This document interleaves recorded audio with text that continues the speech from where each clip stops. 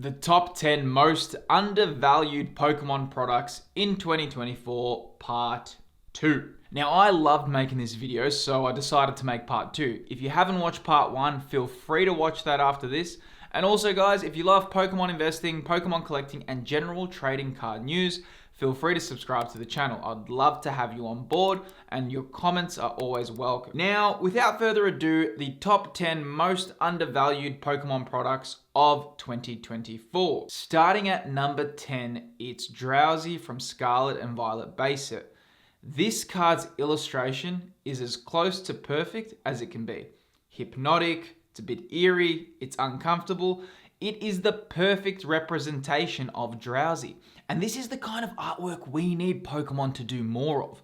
A lot of the time, collectors just look at the card's artwork and they think, oh, they look good. But capturing the actual feeling of a Pokemon through a card artwork is incredibly difficult and rare. Anyone who's watched the anime and just understands Drowzee as a Pokemon knows how well this artwork captures the Pokemon's characteristics. There are a few artworks that do this as well as this card, and for this reason, to me, this is what I would consider a perfect Pokemon card artwork. Furthermore, it's super cheap.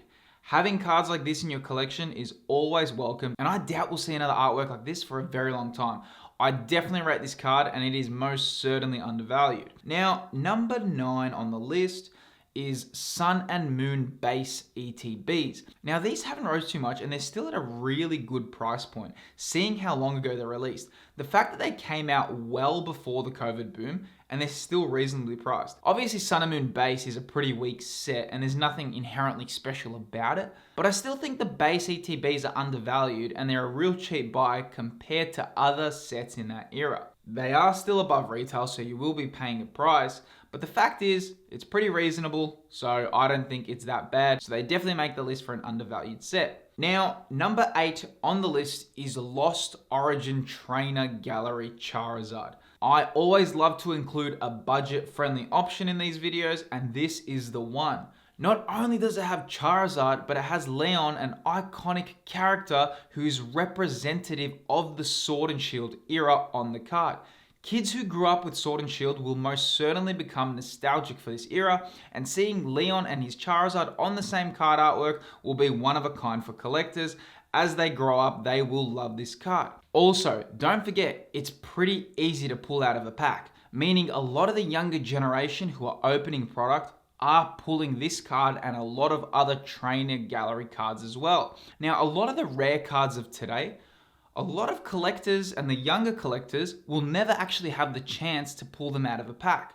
Whereas these trainer galleries would be pulled a lot, and they could really create memories for the upcoming collectors. For this reason, it's a super great buy and one I think looks great in any binder for the long term. Now, next up is Shining Fate Elite Trainer Boxes.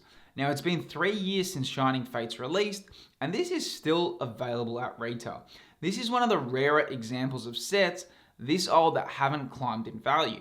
It's not necessarily a great set, and it's pretty average if we're being real, but it's at the closest point to rising. If you bought a case of this in 2021, you would have seen virtually zero growth in the last 3 years. So for this reason, it's pretty undervalued as it is still pretty easy to pick up. So look, it's a good pickup as production for this is completely out of the question. And also it does have Eevee on the box, so it does display really well. Now, next one for undervalued is Paldea Evolved booster boxes. Those who are subscribed to the channel would know how much I rate Paldea Evolved. I really value it as a set, and I think 151 being announced while this set released caused it to be left in the shadows. With some of the best illustration rares, these booster boxes can be bought for super cheap. Like, you can get deals on these. In Australia, this is probably one of the cheapest booster boxes you can buy, and I've even seen this on US eBay at a very, very low price point. I'm a massive fan of Paldea Evolved, and I think it's really undervalued, and I feel time is gonna be kind to the set, so it definitely deserves a spot on the list. Now, next up on the list is Skuntank V from Silver Tempest. Okay, I get it, it's Skuntank. It's by no means a fan favorite, and it probably wouldn't even crack in the top 300 favorite Pokemon for most people. It's for the niche collector. But what's the chance of actually pulling this? I think they calculated alt art V cards to be something like 1 in every 2 cases. Pretty much 12 booster boxes would need to be ripped open to pull even one alt art V card. Now, there's different debates on their rarity, and Pokemon have never really released the pull rate info, but the unanimous agreement between all collectors is that they are very rare. But this card's price point is kind of a joke at the moment. Even though it's Skuntank, I would not write this off. We've seen what can happen with sets when everyone writes them off.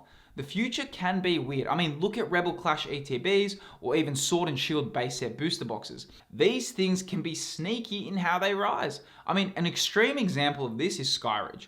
It was one of the most forgotten sets about back in its time, and it rose to crazy heights. And I actually talk about this in another video, how Skyridge just broke all expectations and just went wild. But the point is, this card is just sitting at low prices, even though no one's really questioning the pull rates. Someone could easily just be buying these for so cheap and adding them to a binder without people realizing just how ridiculously rare they are. So for me, Skuntank V is super undervalued. Now, the next one on the list, it is not a trading card, but it deserves a spot on this list for being undervalued, and it is Pokemon X and Y factory sealed 3DS copies. This is a hidden gem at the moment. The 3DS has not reached the nostalgia curve yet. The nostalgia curve usually starts around 15 years later and has a really big peak 20 years plus.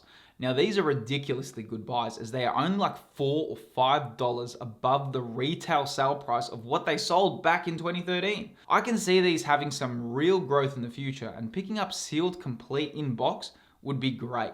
The fact that 11 years after the game's release, you can buy them for like $5 more is wild. Not only that, but with Pokemon's Legends ZA releasing in 2025, which is also from the same region, this price point likely won't last long. I did make a video regarding investing in Pokemon video games, and I recommend you check it out if that topic interests you. But pretty much, Pokemon games aren't always the best investments when compared to trading cards, but that doesn't take away that X and Y sealed copies are super undervalued.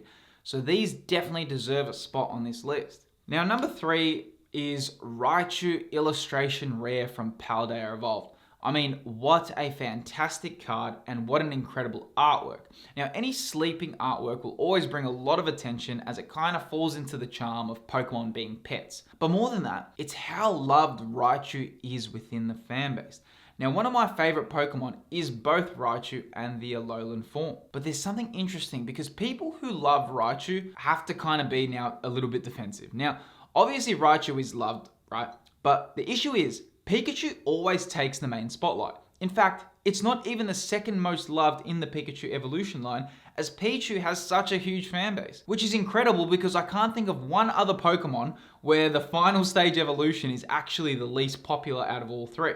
The only time Raichu got any preferential treatment was during Gen 7 when they introduced its Alolan form, which was awesome, but still it's nowhere as popular as the two forms before it. So having a final stage Raichu sleeping is a real win, and Raichu collectors love this. Any love Raichu gets is always a win, and this is a fantastic artwork and is super undervalued. Given its unique artwork and the approach they took, along with how many fans love Raichu, this one's a hot pick. Now, number 2 on the list for being undervalued is the EB Games promo cards. Now, GameStop is the US game retailer, however their Australian and New Zealand counterpart is EB Games. And I think Canada is also EB Games, if I'm not mistaken. Now, for those who are unaware, GameStop and EB Games had a special promotion for Obsidian Flames, where if you spent a certain amount of money in store, you'd receive one of the stamped GameStop or EB Games promo cards as a bonus. Now, what's interesting with these, you actually have 2 different versions of these stamped promos. In USA, they got the GameStop logo. However, when they were released in Australia and other parts of the world where EB Games exists, they got the EB Games promo stamp on these cards instead. The EB Games reverse holos are not that cheap, but they're also incredibly scarce when you take into the consideration the population of them. These were only available for such a tiny time frame, and only a few countries even had these as exclusives. I mean, even the GameStop ones are timed exclusives, but if you combine that with having EB Games as well, these are great buys given how small of a window there was to actually get these. So if you are worldwide, I really think these are awesome to have in your collection. And if you're an Aussie or Kiwi, I'd certainly be checking these out as they are actually much more affordable for us. So it's definitely an undervalued card given the scarcity along with the fact it's a timed exclusive promo. Now, number 1 on the list goes to the Regidrago V in Silver Tempest. Of course, another Sword and Shield V card makes the list, but again, look at the pull rate data. Every time pull rate data gets released, these always surprise me. Not only that, but I think the artwork is actually really great. Truly, it's a cool artwork, and Silver Tempest has one card that's really only worth chasing, which is Lugia, and the rest are forgotten about. But this card does not disappoint, and it is very undervalued at the moment. Regidrago was hyped along with Regieleki during the Crown Tundra DLC, and they are super loved as Pokemon. The Regis have a strong fan base, and these two were welcome additions adding onto the original 3. This is a great old art, and one I would definitely add to any collection given its attractive price point. Not only that, but the Regis are very tied up now with the Generation 8, and Generation 8 was Pokemon's second boom, being a Nintendo Switch game, and with how many new fans it introduced. This is a really iconic Pokemon that is now connected within that era.